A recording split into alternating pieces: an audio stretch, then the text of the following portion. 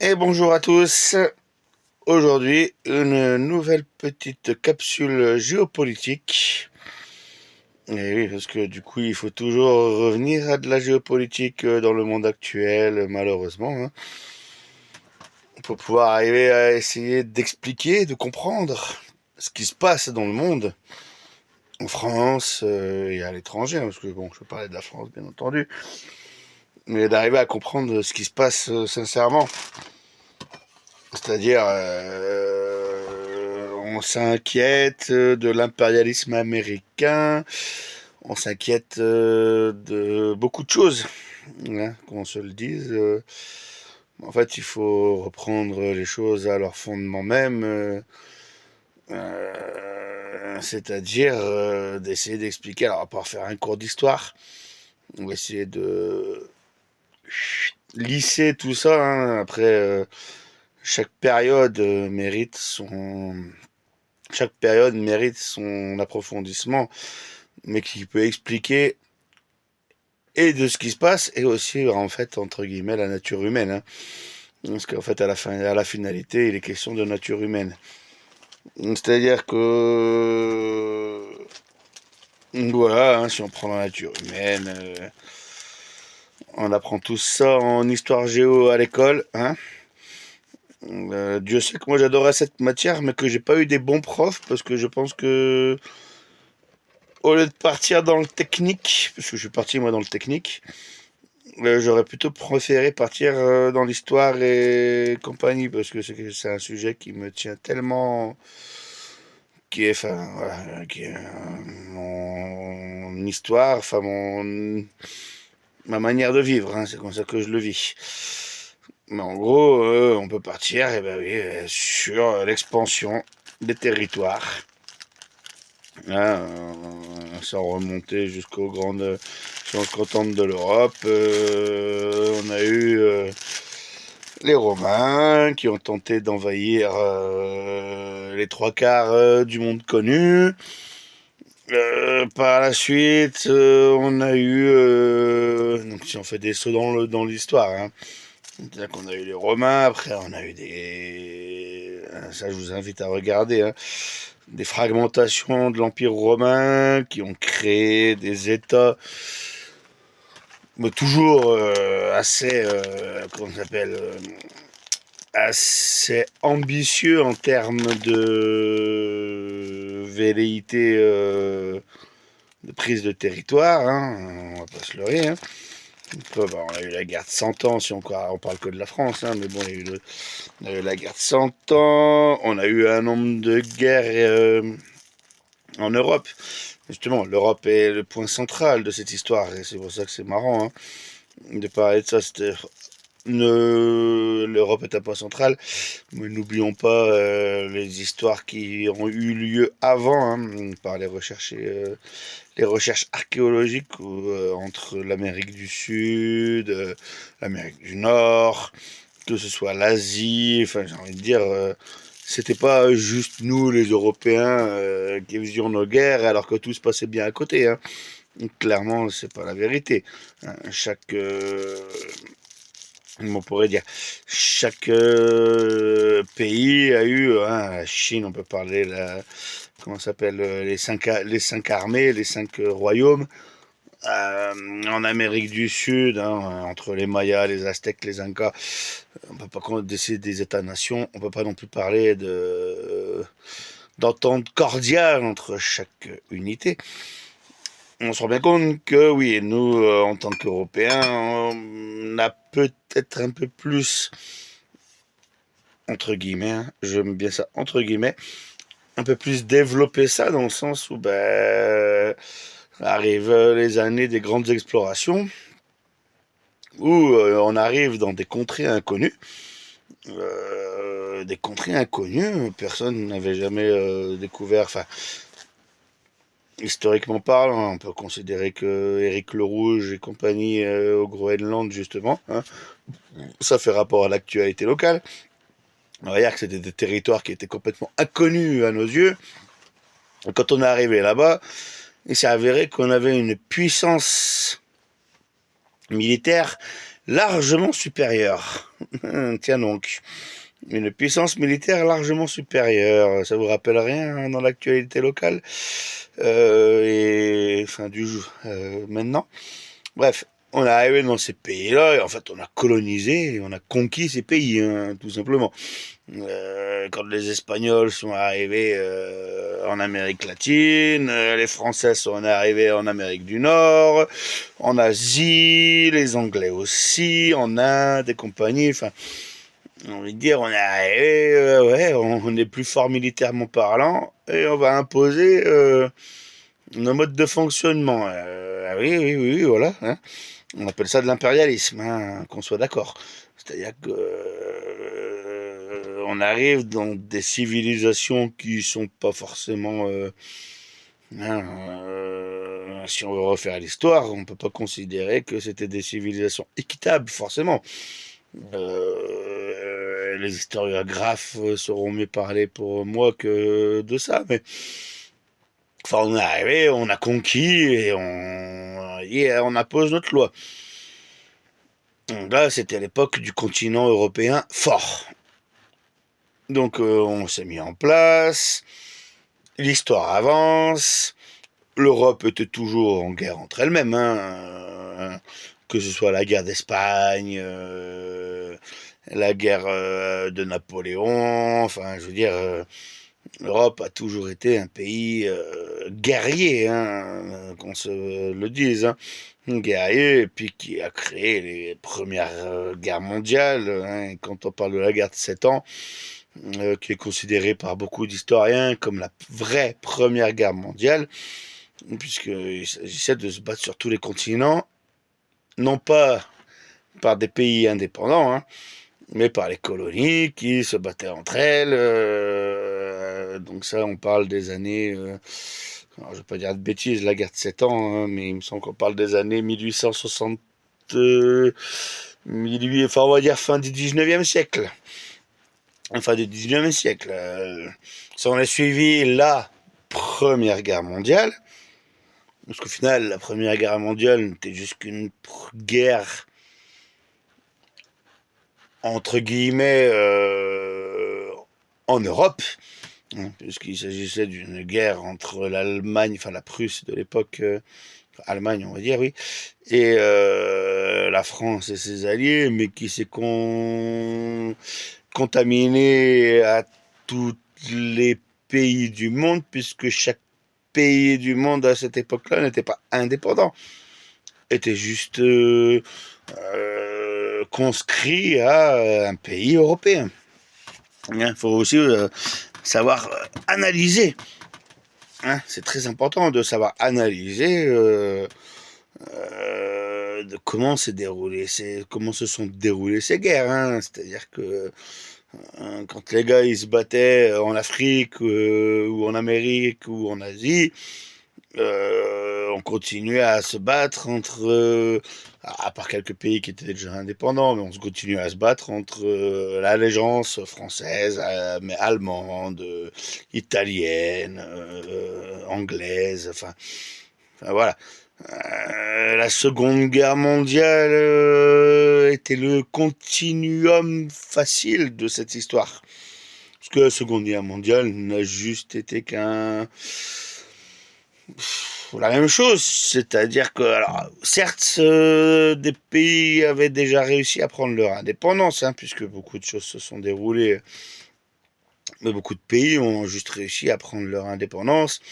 Mais au final, quand on parle de guerre mondiale à cette époque-là, c'est-à-dire qu'en fait, en gros, l'Asie, les puissances européennes avaient perdu beaucoup de leur influence en Asie, du fait de la Première Guerre mondiale et des événements passés, qui ont vu l'émergence d'autres pays comme le Japon, la Chine,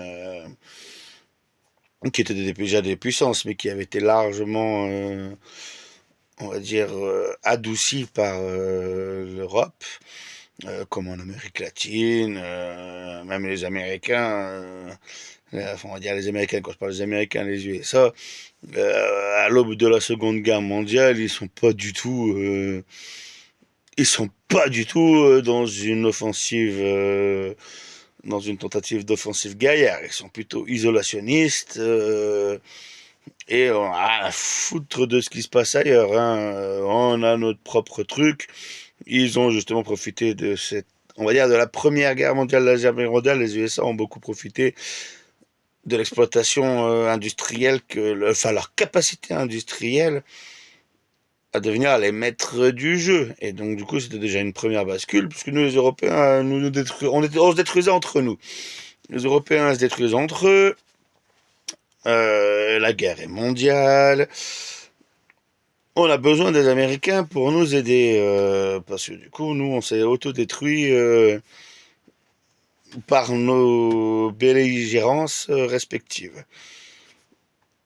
Et puis parce que en plus, enfin, faut pas non plus oublier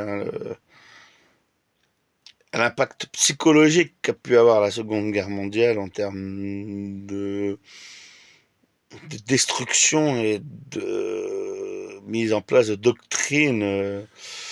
On parle du nazisme, bien entendu, mais enfin voilà, des choses qui ont largement marqué l'esprit des gens. Hein, une forme de plus jamais ça. Et donc, du coup, sortir de la guerre en 1945, donc on a eu tous les procès de Nuremberg, on a eu tous ces. En fait, l'Europe exsangue, hein, faut pas non plus se leurrer, l'Europe était exsangue, hein, des millions de morts, le territoire le plus impacté.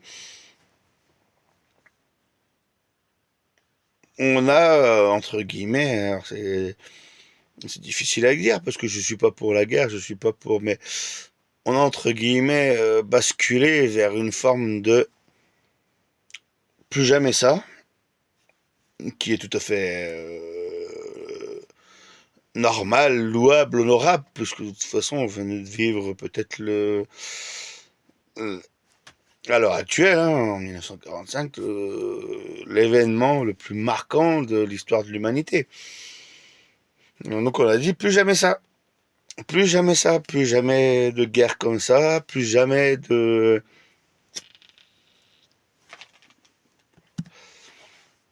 Plus jamais de. Bon, il y a eu d'autres guerres derrière, hein. Faut non pas sur plus leurrer, hein. Rien que pour parler de la France, il y a eu la guerre d'Algérie, la guerre d'Indochine, enfin. En tout cas, au niveau européen et du territoire européen, on a dit plus jamais ça. Terminé. Donc on a mis en place tout un protocole pour faire en sorte que ça ne se reproduise plus.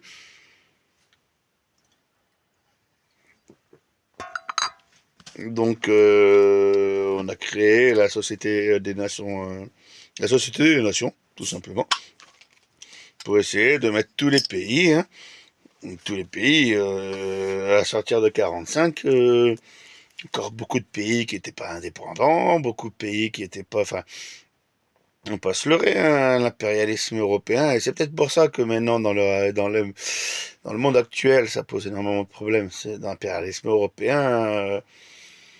Avait été une norme jusqu'ici et l'Europe s'était entre-déchirée.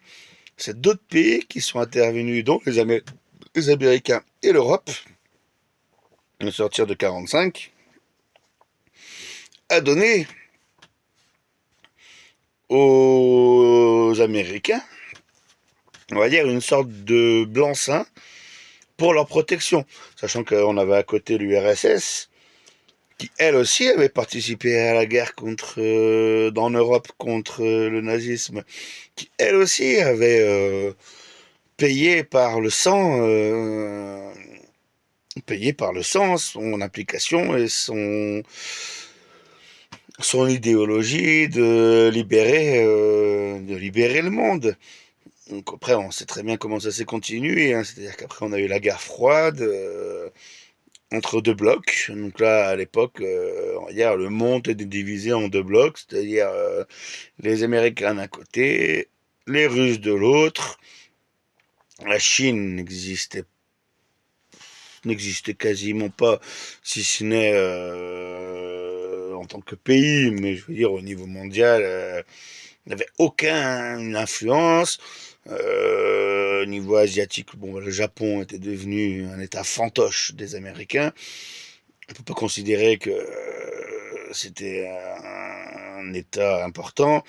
Tout ce qui était Amérique du Sud était plutôt,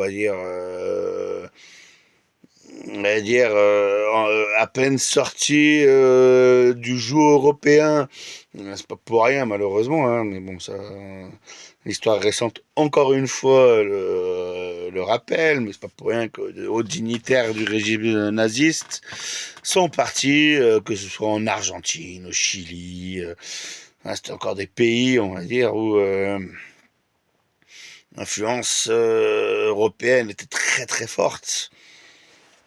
Et donc, en fait, au sortir de 45, oui, l'Europe, c'est ok, on a fait de la merde parce qu'on s'est détruit, on s'est autodétruit. Maintenant, on se met sous le joug américain. La menace, c'est les Russes. D'ailleurs, petit discrétion, mais digression, pardon, excusez-moi.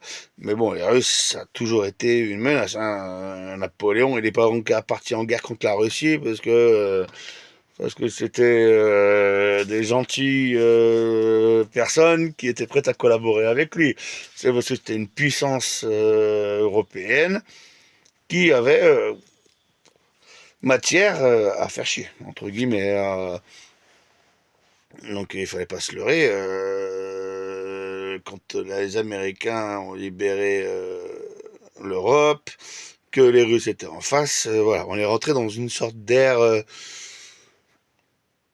où ben, l'Europe a commencé à jouer un rôle secondaire. On ne peut pas se leurrer, hein. L'Europe a commencé à jouer un rôle secondaire, c'est-à-dire que entre décolonialisme,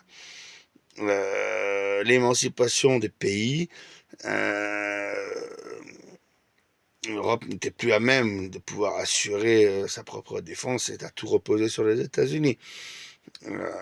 On peut considérer que c'était une ère de tranquillité pour l'Europe, puisque, enfin, au final, même s'il y a eu des guerres, hein, on peut parler de la guerre des Balkans, la guerre en Irlande, il y a quand même eu des guerres en Europe jusqu'à 30 dernières années, il y a 30 ans peut-être, mais bon, oui, parce que je crois que la guerre d'Irlande en 91, machin, enfin bref.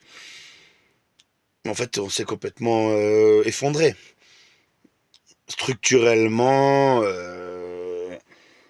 sous un joug américain, hein, on peut le dire, il faut pas avoir honte de le dire. En fait, on s'est dit, c'est bon, chez nous, il n'y aura plus jamais de guerre. Notre allié le plus puissant, il est là pour nous. Donc, or, quand on voit la géopolitique, hein, comme je disais, je balaye la G depuis le... Malheureusement, hein, ça c'est pas un truc qui me fait plaisir à dire, mais c'est l'histoire qui le montre. Toujours été en guerre, hein. L'humanité a toujours été en tentative de prise de territoire et de prise de pouvoir. Donc le fait de s'endormir sur ses lauriers, de ne pas maintenir une forme de force présente, opérationnelle, de dire non, on est toujours capable. Non, on a décidé de tout laisser à un autre pays. Et ben malheureusement, en fait, j'ai l'impression que ce qui devait advenir advient. C'est-à-dire qu'à force d'avoir tout laissé dans les mains d'un autre pays en se disant, oh, ben nous, et je parle, la France est un peu exclue de ce sujet-là parce que De Gaulle était contre l'OTAN. Alors, même si je vous dis, j'aime pas la guerre, je suis pas, mais la dissuasion nucléaire, c'est un élément qui place la France tout de même sur une échelle à un niveau certain, entre guillemets. Alors, je dis pas qu'on est au top, mais à un niveau certain. Mais en gros, enfin ouais, le fait d'avoir laissé les Américains prendre le contrôle complet de l'Europe, c'est un retour de bâton qui nous arrive maintenant, en fait, entre guillemets. C'est-à-dire qu'en grosso merdo, Alors, il y a des pays qui ont émergé que peut-être personne ne soupçonnait, ce que je peux totalement comprendre, hein, comme les Chinois par exemple, qui deviennent on va dire maintenant dans la tripartition du monde, les Chinois qui occupent une place très importante. Les Russes, bah, on les connaît depuis très très longtemps, on sait très bien leur visée expansionniste qui n'a jamais été camouflée depuis 300 ans peut-être, oui facilement 300 ans. Et les Américains, on va dire les tout nouveaux qui ont vu leur influence grandir d'une manière inattendue, puisque eux sont arrivés à la Seconde Guerre mondiale, mais sans avoir été particulièrement touchés sur leur territoire en termes de guerre à haute intensité. Je parle hein, pas de guerre, ils ont eu la guerre, hein, la guerre de sécession, ils ont fait la guerre contre le Mexique, machin, enfin, mais de si haute intensité, eux n'ont pas été touchés. En fait, arrivent les gendarmes du monde, comme on appelle ça maintenant. Enfin, qu'on appelait ça à un moment donné, et qu'on recommence à dire que c'est les gendarmes du monde, dans le sens où, eh ben, ils reprennent en fait le pouvoir qu'ils considèrent comme acquis. Ils considèrent comme acquis, hein, donc c'est-à-dire que maintenant, nous sommes les États-Unis, nous avons une forme de pouvoir sur l'Europe, puisque de toute façon les Européens sont nos alliés, mais n'ont même plus les moyens de leurs ambitions. En face, les Russes ont plus de moyens, hein, faut pas se leurrer. Donc c'est une menace. Les Chinois, c'est une menace. Et l'Europe a complètement, mais complètement explosé à ce niveau-là. C'est-à-dire que maintenant, l'Europe n'est même plus capable, enfin, qu'on soit clair et net, hein. Alors, je souhaite pas de nouveaux conflits, hein, parce que c'est pas du tout que j'aurais été, encore une fois, je suis contre la guerre. Mais l'Europe n'a même plus les moyens de ses ambitions, hein. À part quelques pays qui seraient capables, vite fait, bien fait, de se débrouiller. Enfin, quand on entend que tous les armements européens sont américains et que si les Américains ils décident que l'avion il décolle pas, l'avion il décollera pas. Donc ça veut quand même dire qu'on est juste impuissant. Et que donc si Trump décide de faire n'importe quoi, ce qui pour moi est, hein, je classe Trump comme Poutine, comme j'ai pas le nom du président chinois, mais je les place dans la même balance, c'est-à-dire qu'ils sont complètement incontrôlables, que s'ils décident par un biais ou un autre de mener une action complètement irréfléchie, hein. Poutine il attaque l'Ukraine quoi. Alors c'est réfléchi, mais il attaque l'Ukraine, il sait très bien qu'en fait en gros ouais, on va se battre pour défendre l'Ukraine. Si l'Ukraine tombe derrière, c'est un château de cartes. Hein, tout comme Trump qui décide d'attaquer le Venezuela, enfin d'enlever Maduro, et qui met un coup de pression sur le Groenland. Il se dit si j'y arrive, derrière c'est un château de cartes qui s'effondre. En fait, en gros, ben ouais, voilà où on en est. Comment ça s'appelle? Pour moi, les choses ont changé. L'époque où c'était l'Europe qui envahissait le monde, entre guillemets, donc le temps des grandes explorations, pour imposer sa loi partout, et ben on reprend ce qu'on appelle le retour de bâton. C'est-à-dire que maintenant c'est le monde qui envahit de partout, et nous à la fin on est juste une variable d'ajustement. On pourra sûrement garder nos souverainetés, hein, j'ai pas de problématique là-dessus, hein. Je pense que la France restera la France, l'Angleterre l'Angleterre, l'Allemagne l'Allemagne. Après, ouais, on sera des États secondaires. C'est-à-dire que si Trump il veut attaquer toute l'Amérique latine, entre guillemets, hein, mais faire prendre le contrôle sur toute l'Amérique latine, eh ben on sera pas grand monde à dire quoi que ce soit. Si Poutine il décide que bon bah l'Ukraine c'est terminé une fois qu'il aura, enfin pour moi je me fais pas d'illusions sur l'Ukraine, hein. Je pense que l'Ukraine a un avenir sordide, dans le sens où à la moindre coupure d'armement ou d'argent, l'Ukraine est terminée. Après, ça lui donnera un blanc-seing aussi pour venir prendre des pays limitrophes sans sourciller. La Chine, c'est pareil. La Chine commence à avoir des velléités importantes qu'elle avait déjà avant, mais sur Taïwan et compagnie. Enfin, à un moment donné, en fait, les grandes puissances vont reprendre le dessus, comme nous on l'a fait à notre époque. Et la vérité, c'est qu'il faut presque pas s'en étonner. Hein. Nous, on n'a pas hésité, hein. Ce sera ma conclusion, mais l'Europe n'a pas hésité. Quand on était la puissance mondiale à aller envahir tous les pays qu'on pouvait envahir, et on se souciait pas du droit international, on se souciait pas de quoi que ce soit.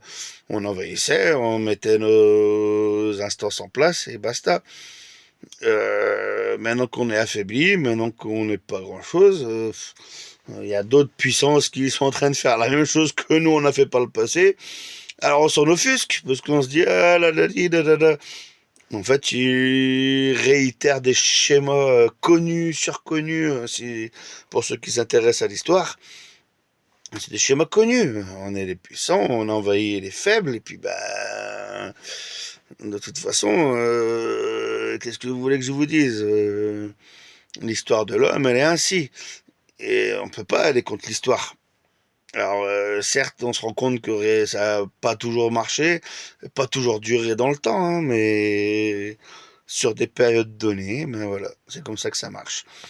Donc moi je vous dis, hein, je suis pas étonné, je suis pas surpris. On croit que le monde a changé, on croit que l'être humain a changé, mais pour moi, je pense que même l'être humain a régressé hein, sur certains points. Donc, parce qu'au moins à l'époque, on va dire, il y avait une forme de solidarité nationale, enfin, ou solidarité du peuple pour se défendre. Là, à l'heure actuelle, j'ai envie de dire, ouais, on fait de la pseudo-solidarité. Alors, je parle pas du peuple en général, mais on fait de la pseudo-solidarité. Puis quand Trump il annexera le Groenland, tout le monde dira oui. Quand les Chinois ils annexeront Taïwan, tout le monde dira oui. Quand Poutine en aura annexé l'Ukraine, tout le monde dira oui.